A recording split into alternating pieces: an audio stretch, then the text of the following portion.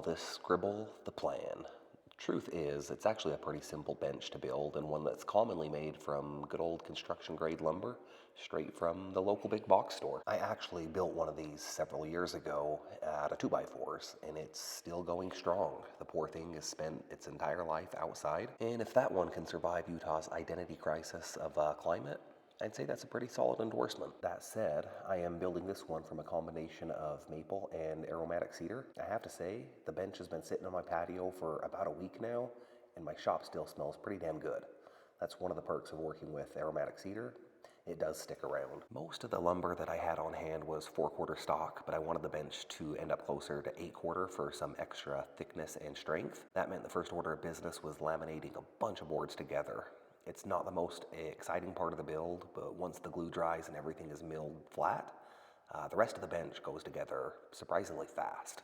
Let's take that back. Datoing the front legs for the stretcher wasn't exactly a speedy process. I do not have a dado blade yet, so this took a little more patience than I had planned. Sometimes I do work smarter, and other times, like this one, I spend an afternoon cutting a dado, convincing myself that I don't need another tool. After all that work, I still didn't quite nail the fit, and the last thing I wanted to do was turn the table saw back on, so instead I snuck up on the final fit with a hand plane. I recently tuned up and sharpened my number 6, so I put it to work here. And I am back to some more laminated pieces. I'm pretty sure this is the last of them though. I guess I've thought that before. I'm still in phase 1 of this project: joiner, planer, table saw.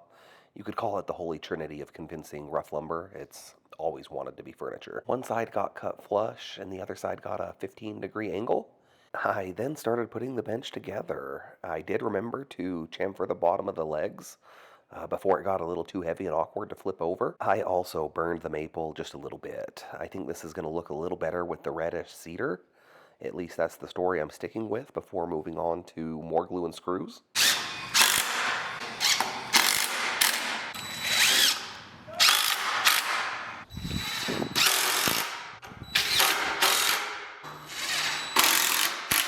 Enough of that obnoxious drill for just a minute. I took some measurements and was actually a little surprised. It was mostly square, so I rough cut some seat slats, then ran them back through the milling process one more time. Joiner, planer, square it up on the table saw, and repeat the same 3-step ritual. It's the kind of repetitive process that makes you want to just skip ahead and see what the final piece looks like, and I don't blame you.